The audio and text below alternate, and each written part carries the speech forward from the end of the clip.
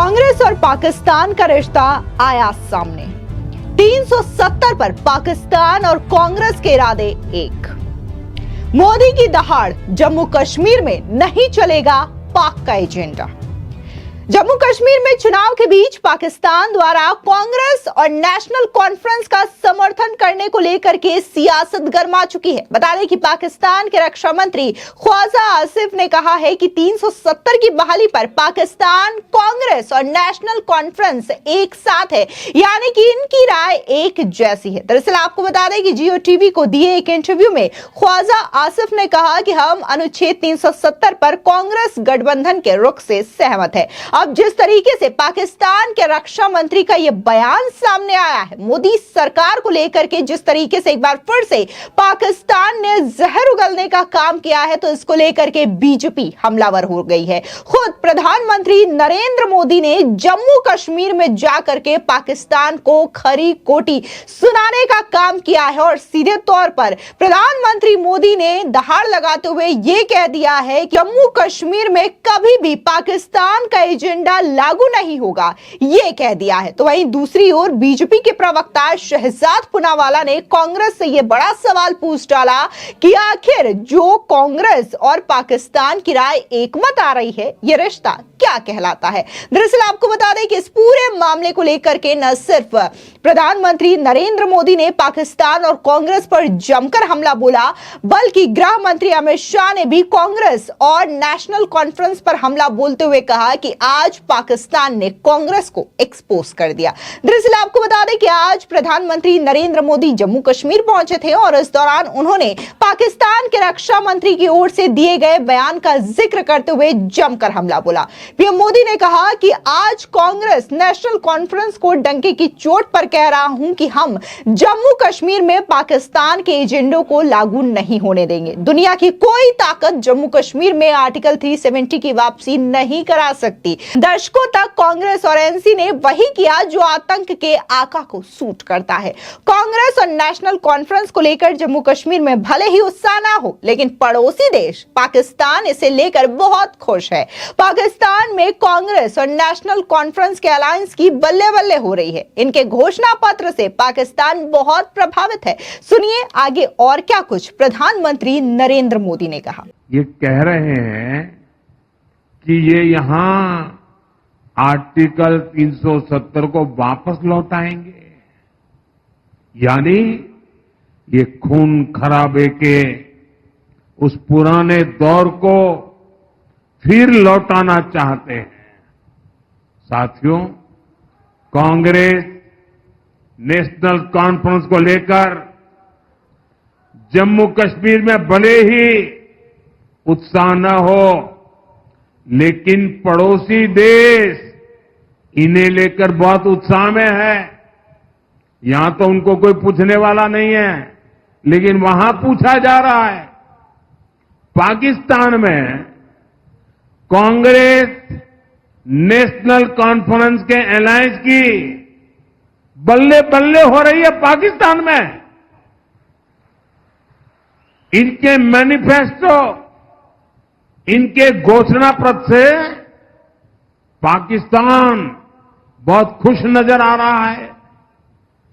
पाकिस्तान के defence minister ने Congress national conference का खुलकर समर्थन किया है।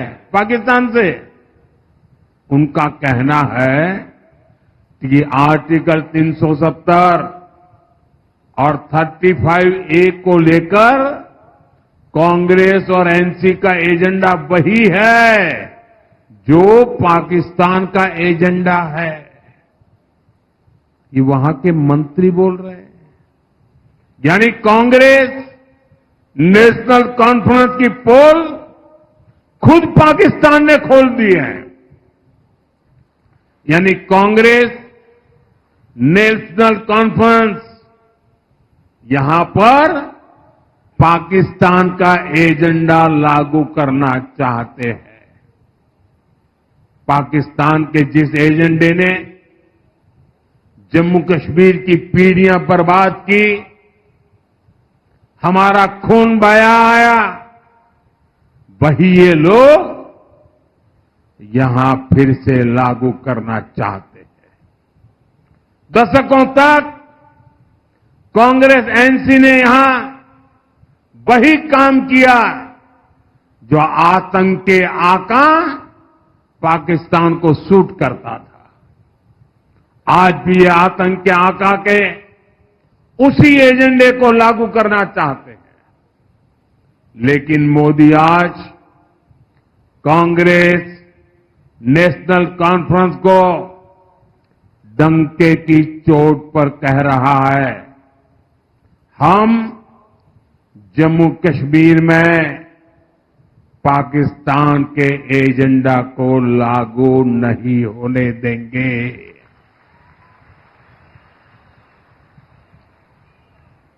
दुनिया की कोई ताकत जम्मू कश्मीर में आर्टिकल 370 की वापसी नहीं करा सकती। इसके अलावा बात अगर हम देश के गृह मंत्री अमित शाह की करें तो उन्होंने भी बकायदा सोशल मीडिया साइट एक्स पर पोस्ट करते हुए कांग्रेस पार्टी और पाकिस्तान पर जमकर हमला बोला। दरअसल अमित शाह ने एक पोस्ट में लिखा कि पाकिस्तान के रक्षा मंत्री का आर्टिकल 370 और 35A पर कांग्रेस और एनसी के समर्थन की बात ने एक बार फिर से कांग्रेस को एक्सपोज कर दिया है। इस बयान ने पुनः यह स्पष्ट कर दिया है कि कांग्रेस और पाकिस्तान के इरादे भी एक है और एजेंडा भी।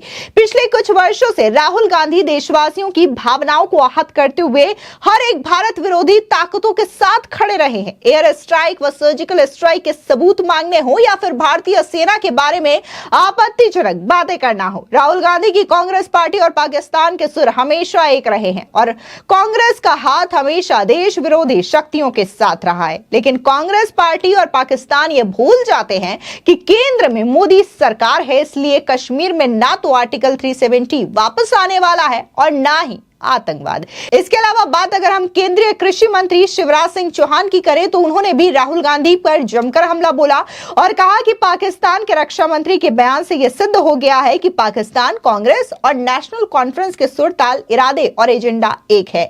राहुल गांधी भी इसीलिए बार बार राष्ट्र विरोधी बयान देते हैं, सर्जिकल स्ट्राइक और एयर स्ट्राइक के सबूत मांगते हैं और सेना के बारे में आपत्तिजनक बातें करते हैं। राहुल गांधी ही नहीं बल्कि कांग्रेस के कई नेता इस तरीके की बातें करते हैं। यह बेहद दुर्भाग्यपूर्ण है।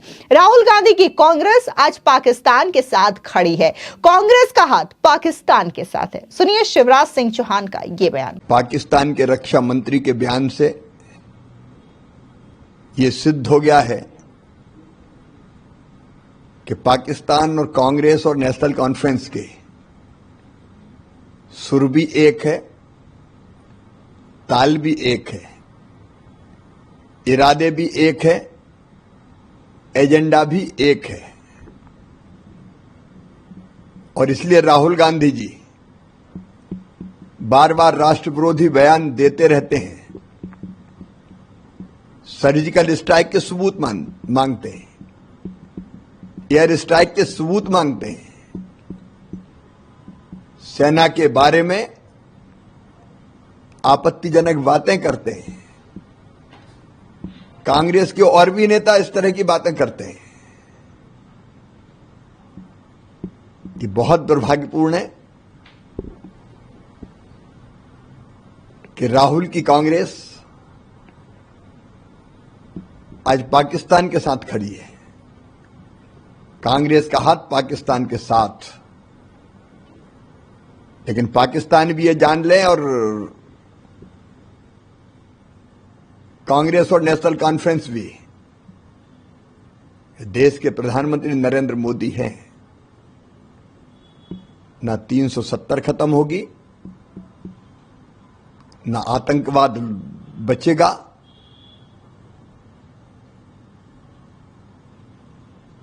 उनके इरादे कभी सफल नहीं होंगे। इसके अलावा बीजेपी के प्रवक्ता शहजाद पूनावाला ने भी कांग्रेस और नेशनल कॉन्फ्रेंस पर जमकर निशाना साधा। उन्होंने सवाल किया कि पाकिस्तान के और कांग्रेस पार्टी के जो रिश्ते हैं आखिर उसे कहा क्या जाए, क्या नाम दिया जाए। सुनिए शहजाद पूनावाला का ये बयान। That is now out of the bag. Pakistan's defense minister on a TV channel in Pakistan claims that Pakistan and National Conference Congress are on the same page when it comes to restoration of Article 370 and 35A. This is not the first time that the Congress National Conference are singing the tunes of Pakistan, be it on surgical strike, be it on Pulwama, be it on Balakot, be it on 2611, giving clean chit to Pakistan or echoing their point of view has been the standard operating procedure. In fact, Rahul Gandhi was the first one to utter statements in sync with Pakistan's statements on Article 370 and was therefore quoted in their dossier which was submitted to the United Nations as well. But the fact of the matter is also this, that why for the sake of elections would Congress Party and National Conference now allow foreign powers and inimical powers to intervene into India's matter, to become puppets of their agenda? 3, time and again, in Desh Modi Virod, you end up doing such Desh Virod that you stand with the enemy of the state, enemy of the country, just because you want to oppose one party or one political outfit or one personality. And this has become a long-standing tradition. We have also seen recently Omar Abdullah come out and say that Afzal Guru's hanging served no purpose. In a sense, he questioned the Supreme Court. He put vote bank ki rajniti over Rashtra Niti, and Congress was silent. Congress talks about one Samvidhan, talks about Bharat Jodo. The first time Baba Saheb Ambedkar ji's Samvidhan is now implemented in Jammu Kashmir, but NC says 2 Samvidhans will take place, and 370 will be reimposed, and Congress has not a word to utter on it because they support it. Congress keeps talking about Arakshan, reservation. For the first time, Modi ji has ensured reservation for the Valmiki, Gujar, Bakarwal Samaj of Jammu Kashmir. But Congress's ally NC says that after imposing 370, this will be snatched back, and Congress party says nothing. This shows that in Modi Virod, they can start doing Desh Virod and stand with even those elements who are anti-national and against the interests of the nation. This is their true face. इसके अलावा BJP प्रवक्ता शाजिया इल्मी का बयान भी सामने आया। उन्होंने पाक के रक्षा मंत्री के इस बयान को लेकर के जम करके हमला बोला। सुनिए शाजिया इल्मी क्या कह रही हैं। देखिए, कोई राज की बात नहीं है, या फिर उसको वो राज समझिए जो कोई राज नहीं मानता। किस तरह से लगातार नेशनल कॉन्फ्रेंस और कांग्रेस सेसेशनिस्ट ताकतों के साथ, अलगाववादी ताकतों के साथ हमेशा से रही है, और इसीलिए बावजूद इसके कि उनके मैनिफेस्टो में नेशनल कॉन्फ्रेंस के साफ तौर से लिखा है कि आर्टिकल 370 को रिस्टोर किया जाएगा, बहाल किया जाएगा, और 35A को भी, और इस तरह के ऐलानात भी उन्होंने किए हैं, राहुल गांधी चुप हैं।